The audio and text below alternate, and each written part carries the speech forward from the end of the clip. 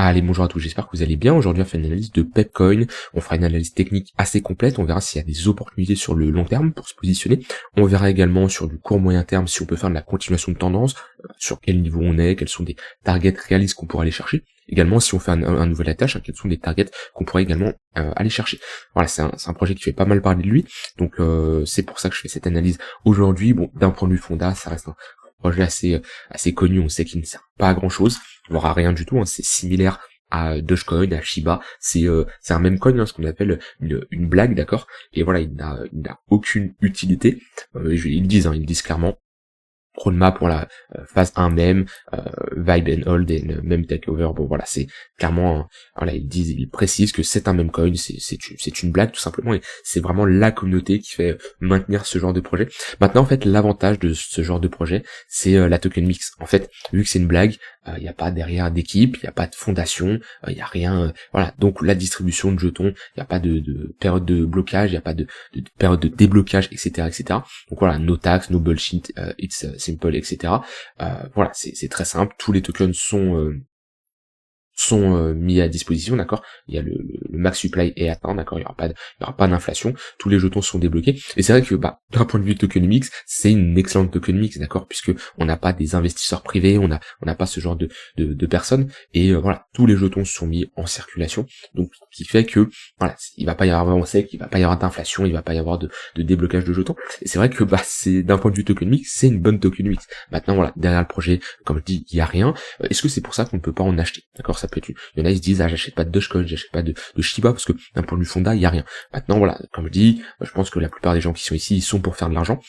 Alors, le truc, c'est, est-ce que ce genre de projet va continuer à performer? Et c'est là où on se base sur un seul truc, c'est la communauté, d'accord? C'est, est-ce que la communauté va continuer à soutenir ce genre de projet, d'accord? Parce que comme je dis, d'un point de vue fonda, ça n'apporte rien, donc on est toujours dans l'espoir que la communauté sera toujours présente. Alors, je pense que c'est des projets qui continuera à vivre. Maintenant, ça sert à rien d'aller chercher la crypto pépite qui a un très faible market cap et qui a à faire comme Pepcoin, parce que c'est compliqué et c'est juste un facteur chance, d'accord. Dogecoin, Shiba, c'est deux mêmes coins, et Pep également, qui ont survécu parmi des centaines voire des milliers, d'accord, largement. Donc c'est un peu jouer au loto. Maintenant, oui, quand on a comme ça des cryptos qui rentrent dans un point de vue market cap, on est quoi sur Pepcoin,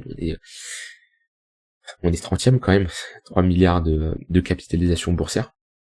Et ben voilà, c'est des projets qui peuvent rester comme ça encore des années, tant, comme je dis, la communauté le soutient le projet. Alors maintenant, est-ce qu'on est dans une bonne zone d'intervention pour investir sur le long terme? C'est compliqué puisque on est proche d'un nouvel ATH, et on se place pas lorsqu'on fait un nouvel ATH. Et je me rappelle encore, hein, j'ai fait une analyse de Pep, c'était au tout début. Je vais essayer de trouver une charte un peu plus développée. Pep, si je fais ça, tac, ici.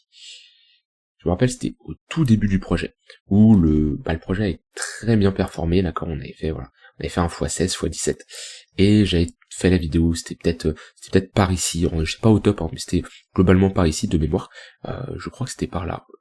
Et j'avais même fait un post sur Discord, ça je me rappelle, par contre c'était vers les 41, où je disais on n'est pas dans une bonne zone de localisation, et même si le projet a fait un x15, tracez toujours vos zones d'intervention pour déterminer à quel moment on revient sur une très bonne zone de localisation. Et ça, voilà, un Fibonacci, un point le plus bas, un point le plus haut, alors je l'ai raté, tac, Fibonacci, point le plus bas, point le plus haut, s'il veut se mettre, hop. Et voilà, on détermine des zones de localisation, et une très bonne zone de localisation, c'est pour les altcoins entre les 0,786 et les 0,886, en général c'est des niveaux où on pose souvent un bottom. On voit qu'on est parfaitement revenu chercher cette zone-là, et oui, quelqu'un qui a acheté ici, il est en bénéfice actuellement, mais tracez toujours vos zones de localisation sur du long terme, ça vous permet d'avoir de meilleures entrées, d'accord? Et là on a posé un bottom long terme, on est rentré dans une phase ici d'accumulation, ok, on voit qu'on est rentré dans une phase de range, qu'on a break par le haut, on a une première structure ici en W, on est venu faire un pullback sur la ligne du coup, on a fait une plus grosse structure, et là on passe d'une phase d'accumulation à une phase d'expansion. Maintenant, comme je dis, ici on n'était pas dans une bonne zone de location pour rentrer en position, on a fait un pullback dans la zone de rechargement longue, entre les 0,58 et 0,786, et on voit qu'on a eu un rebond assez intéressant. Actuellement, on est proche de la TH, c'est beaucoup plus compliqué de rentrer en position sur ce niveau-là, donc d'un point de vue investissement long terme, c'est compliqué de rentrer ici. La zone idéale, ça serait si on vient chercher les 0,118, voire plus bas. Et si on a un gros DOM du marché ou de Pepcoin, revenir chercher cette ligne de coup. Okay, je dis pas qu'on va revenir, mais si on y revient, c'est une très bonne zone de localisation. Première chose, localiser ses entrées, donc on peut faire ça avec plusieurs outils. Hein. Ici j'ai utilisé le Fibonacci, on peut utiliser les tunnels Vegas, d'accord, qui sont des moyennes mobiles, on voit qu'on a fait parfaitement un pullback dans le tunnel daily, voilà, chacun a ses points de repère qui leur permettent de déterminer une bonne zone de localisation. Maintenant, si Pep parvient à faire un nouvel ATH, ok, on peut mettre des extensions de Fibonacci en prenant ici ce sommet-là, ce creux-là, hop, on met des extensions. Parce que pour le moment, on est juste sur un retracement, d'accord? On a connu un point haut à ce niveau-là, un point bas à ce niveau-là, et pour le moment, on est juste sur un retracement, et on se retrouve dans la zone de rechargement de short. Donc, on peut s'attendre à une réaction potentielle des vendeurs, parce qu'on est dans une zone d'intervention où techniquement, si les vendeurs veulent défendre ce sommet-là, c'est ici qu'ils vont le faire. Donc là, il faut regarder comment le prix évolue. Si on commence à structurer un M-top qu'on break, ça sera pas bon, et on pourra revenir chercher notre zone de rechargement longue ici. Hop, on se relève les 0,118, 0,786. Si par contre, il y a une acceptation dans cette zone de rechargement de short avec aucun rejet vendeur et qu'on structure ici des W, et ben on pourra bien sûr s'attaquer à la TH. Dans ce cas-là, on sera plus dans un retracement, mais dans des extensions que je peux mettre juste ici, qui va nous donner une target entre les 1,58 100% d'extension de Fibonacci, donc à 0, donc à 15,11 et 17,75. Qui fait actuellement on serait sur un x2. Alors, on peut regarder en fonction du market cap également. Un x2, ça nous ferait 6 milliards de capitalisation boursière, ce qui nous donnerait un Pepcoin dans le top 19, top 20. Alors, c'est compliqué d'évaluer ce genre de projet d'un point de vue market cap, le potentiel qu'il a. Parce que si on se base d'un point de vue fonda, il n'y a aucune utilité, il devrait même pas être dans le top 100. Maintenant, ça sert à rien de se dire, ah oui, c'est un projet qui va couler, qui va aller vers zéro parce qu'il a aucune utilité. Moi, oui, ce genre de projet n'a aucune utilité, et aller vers zéro, ça ne changerait rien à ma vie parce que je ne suis pas investi dans ce genre de projet. Maintenant, actuellement, il est dans le top 30. Donc voilà, faut faire avec. Maintenant, d'un point de vue capitalisation, faut quand même aller chercher des choses réalistes. Est-ce que Pepcoin peut faire à nouveau un x10, x30 et aller chercher des market cap à la BNB, à l'USDT, à Ethereum? Non, d'accord.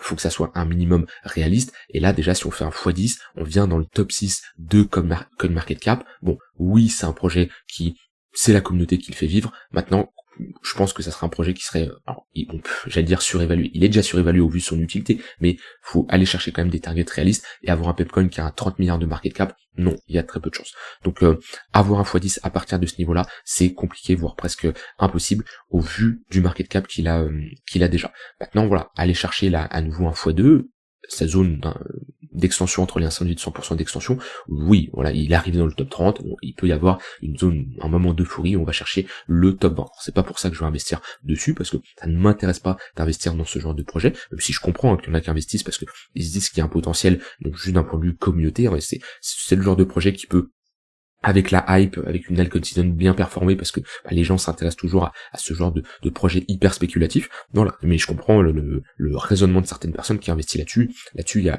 y a aucun souci. Maintenant, d'un point de vue un peu plus court terme. Alors, on est revenu chercher notre zone de rechargement longue, on l'a vu là si je trace un Fibo. On a posé un bottom dedans, on voit avec ici une pattern de retournement, creux, sommet, creux, plus haut que le précédent, et on a break ici. Si je me mets en close line, on le voit également, peut-être, ah non, vu qu'on a méché, hop, on le voit un peu moins, et qu'ici on a clôturé légèrement en dessous, mais en tout cas avec les mèches, on a bien cette pattern de retournement. On a d'ailleurs fait un pullback dessus, non, on n'a pas pullback ici, mais on a break ici. Est-ce qu'on a pullback ici? Non, on a break ici. Donc on n'a pas pullback cette ligne de coup, qui, si on y revient, est une très bonne zone de localisation. Et actuellement, voilà, on est dans une dynamique qui est haussière, avec ici des creux, des sommets de plus en plus haut. Donc pour le moment, pas d'inversion de notre dynamique. On peut regarder le MACD si on a une divergence. Alors, on a un petit affaiblissement ici au niveau du momentum qui n'est pas validé. On a une divergence baissière qui n'est pas validée. Ok. Si on commence à break ce niveau-là, on aurait ici du coup un M qui sera validé sur les MACD, ce qui nous indiquera qu'on aura potentiellement un affaiblissement au niveau des vendeurs. Ce qu'il faut, ça serait de break ce niveau-là, faire plutôt un W sur le MACD ici, pour avoir un momentum qui est bullish, tout simplement. Maintenant, ça me surprendrait pas également de rentrer dans une phase de latéralisation. On peut être ici dans une phase, par exemple, de ce genre de range, voilà, avec des déviations. On voit qu'on a une borne basse qui est bien définie, hein, aux alentours de ce niveau-là, et une borne haute qui est bien définie sur ce niveau-là. Donc, difficile de donner des niveaux de prix au nombre de 0 ici, mais alors, 920, 639, ça peut être notre range avec une déviation à la hausse, une déviation à la baisse. Si je trace un volume profile, je vais voir là où il y a eu plus de volume. Ouais, voilà. Bah, on voit que le range est bien défini. Hein. On a ici notre value area high, ok. Si on y va au-dessus, on voit qu'on a très peu de volume échangé, donc c'est notre borne haute, on cherchera plutôt des shorts, et on a ici notre borne basse, d'accord, en dessous de notre value area low, ou également si on y va, c'est une très bonne zone de localisation pour chercher des longs. Donc on peut être dans cet état d'esprit dont on se dit, ok, actuellement Pepcoin, il rentre dans une phase de latéralisation, une phase de range. Alors c'est pas pour ça qu'il va retracer plus bas, parce que techniquement on est sorti ici d'une phase d'accumulation, on peut refaire une autre, et une accumulation, un range précédé par une dynamique haussière, une forte impulsion, a plus de chances de avoir un break et une continuation de tendance à la hausse. Donc on n'est pas dans une zone où sur du swing je chercherais des longues, puisqu'on est sur résistance, d'accord. Et puis le tunnel 1 heure, le tunnel 4 heures, qui sont des points de repère plutôt moyen terme, surtout le tunnel 4 heures, est assez loin. Donc voilà, compliqué de rentrer en position selon moi ici et de chercher des longues. Sur du plus court terme, ici, si je regarde sur du 4 heures, on a un tunnel 15 minutes qui fait office de support, d'accord, qui nous montre qu'on a une dynamique haussière sur du court terme, avec voilà le 15 minutes qui accroche le 1 heure ici à la hausse. On a un fort momentum, décru des sommets de plus en plus. Ici on voit qu'on a quand même un petit affaiblissement. Si je regarde en 4 heures, on a petit M sur le MACD, petite divergence baissière. On rentre dans une phase de latéralisation. Également, le tunnel 15 minutes qui, on voit, on a plus le même momentum, le même flux qu'on avait auparavant. Donc voilà, techniquement sur du 15 minutes ici, on cherche plutôt des longues, même si, attention, on a une perte au niveau du momentum, puisqu'on est dans un range sur une borne basse, d'accord. Donc on n'anticipe pas la cassure d'un range. Par contre ici sur du 4 heures, si je chercherais à me positionner en tant que swing trader, j'attendrai qu'on revienne rechercher par exemple le tunnel 4 heures, qui est une très bonne zone de localisation pour faire de la continuation de tendance. Voilà. Du même exemple ici, on avait une bonne tendance haussière, le 15 minutes qui fait office de support, quand le 15 minutes qui casse, bon bah tunnel 1 heure, ce qui est une bonne zone de localisation. Également tunnel 1 heure. Le tunnel 1 heure qui casse, ok, bah tunnel 4 heures qui sera une très bonne zone de localisation. On voit ici sur du swing, il y avait des opportunités pour jouer un potentiel rebond, et on voit qu'on a fait un plus de 50% au plus haut. Tunnel 4 heures qui casse, ok, prochaine zone, le tunnel daily. Et voilà, ici c'est exactement la même chose, c'est des niveaux étape par étape qu'on peut aller chercher lorsqu'on a un break. Si je regarde, si j'essaie d'avoir des confluences avec des points pivots, ici, alors qu'est-ce qu'on a? Ok, c'est assez intéressant, on voit que globalement on a trouvé un top au niveau de notre point pivot monthly et un bottom au niveau de notre point pivot weekly. On a un nouveau point pivot weekly qui est en confluence avec le tunnel 1 heure. Si on y va dans les prochaines heures, ça sera une bonne zone de localisation pour voir si on a une potentielle réaction. Alors on localise nos entrées, et ensuite au moment où le marché va chercher cette entrée là, on regarde comment le marché réagit. Est-ce qu'on a un affaiblissement vendeur? Est-ce qu'on a un signal acheteur? Ça peut être un ravalement, ça peut être une structure qui nous montre que les acheteurs sont présents. Très bonne zone de localisation également ici. Et voilà, si on retourne chercher le bas de range, on voit qu'on a une bonne confluence entre point pivot weekly, point pivot monthly, d'accord. Donc voilà, des niveaux assez intéressants. Ouais, un niveau milieu de range, un niveau haut de range et un niveau bas de range, d'accord. Et pas spécialement de confluence au niveau du tunnel 4 heures. Voilà, rien d'autre à ajouter. Comme je dis, sur du plus court terme, ici le tunnel 15 minutes fait office de support. Si je mets des points pivot daily, on va voir ce qu'on a. Ouais, actuellement on est sur le point pivot principal, et pas grand chose à dire. On n'a pas on consolide autour de ce niveau-là, mais ouais, pas de très bonnes opportunités actuellement. On n'a pas une bonne réaction non plus. On reste sur un momentum qui est plutôt bearish. Ça aurait été bien de pousser à la divergence haussière et avoir une bonne réaction sur le point pivot et le tunnel. Ici le tunnel en plus on l'a break, on consolide. C'est pas le genre de chart qui sont les plus faciles à analyser. Vous voyez déjà ici ça reste plus simple. Quand on revient chercher le tunnel 15 minutes, on consolide, on a ici une pattern en W qui est en confluence avec notre point pivot, d'accord, et on break. Déjà c'est beaucoup plus simple à visionner que là ce qu'on a là-dessus. Voilà, pareil ici également, ça reste plus simple comme ça quand on a des niveaux qui où au moment où les breaks, bon, on a le break d'une confluence ici entre la ligne de coup et le tunnel lunaire, on fait un pullback, voilà, c'est toujours plus simple. Ici on considère sur un niveau qui est compliqué sur le mois pour rentrer en position, surtout comme je dis, on a un momentum qui est assez baissier. Voilà, rien d'autre à ajouter sur PEP, je voulais juste faire cet update quand même vu que c'est une crypto qui intéresse pas mal de monde, de ne pas faire n'importe quoi non plus, ok. D'un point de vue long terme, comme je dis, compliqué de se positionner ici, alors qu'on avait quand même un DOM de moins 70%, moins 60% plutôt. Alors on n'a jamais le point bas, d'accord, vous aurez jamais le point bas prêt, mais si c'est un projet qui vous intéressait, bah pourquoi vous rentrez maintenant alors que vous avez l'occasion de rentrer largement au moins à moins 50%, ok. Maintenant, ceux qui veulent des entrées très précises, peut-être des entrées qu'on n'ira jamais chercher, mais c'est notre zone de rechargement long terme, d'accord, entre les 0,786, voire également les 0,886 ici, en confluence avec notre ligne de coup. Je dis pas qu'on va y aller, on sait jamais, mais si on y va, c'est une très bonne zone. Et ne dites jamais on va jamais y aller, d'accord, parce que quand j'ai fait la vidéo à l'époque, je me rappelle, on avait fait un x17, les gens me disent ouais non, on va jamais retracer autant, et pour moi, de ce que je vois là, si je prends le point le plus haut, le point le plus bas, on a fait un moins 85%. Un moins 85%, alors que pendant toute cette phase là, on a tapé un moins 85%. Si j'ai un BTC, ce qu'il a fait, il était dans une phase de range, c'était mai 2023. Ouais, mai-juin, donc avant l'été 2023.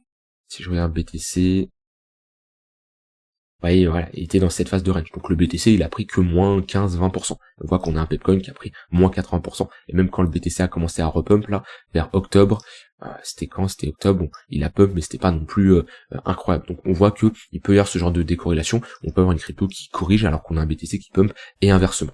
Donc voilà, tracez vos zones d'intervention, c'est toujours le plus important. On se positionne pas n'importe où, surtout proche d'un nouvel ATH selon moi. Après voilà, vous êtes grand, si vous décidez de vous positionner ici, eh ben vous devez avoir une bonne gestion de risque qui est adaptée, vous faites pas all-in là-dessus, d'accord. Parce que le problème c'est que là, admettons, vous rentrez ici, souvent quand vous rentrez, votre risk reward est à 0$, hein, quand vous faites de l'investissement long terme, la plupart des gens mettent leur risk reward ici à 0$. Pour être un minimum intéressant, il faut aller chercher du risk reward de 2 pour 1, ça demande de faire un x3 à partir de ce niveau de prix là. Comme dit déjà x3, on arrive sur un market cap de 9-10 milliards, à 10 milliards, on arrive dans le top 12, d'accord. Donc voilà, après il faut que ça soit réaliste. Alors oui, on a un Shiba qui est top 12, on a un Dogecoin qui est top 8, là-dessus il y a pas de souci. Maintenant voilà, d'un point de vue probabilité, c'est pas toujours la chose la plus probable. Maintenant oui, avec les mêmes coins, il peut toujours y avoir des surprises. Voilà, rien d'autre à ajouter, dites-moi vous ce que vous en pensez, si vous êtes investisseur de Pepcoin ou pas, dites-moi ce que vous faites actuellement. Je vous souhaite une très bonne fin de journée, on se retrouve demain pour une prochaine vidéo. Bye bye.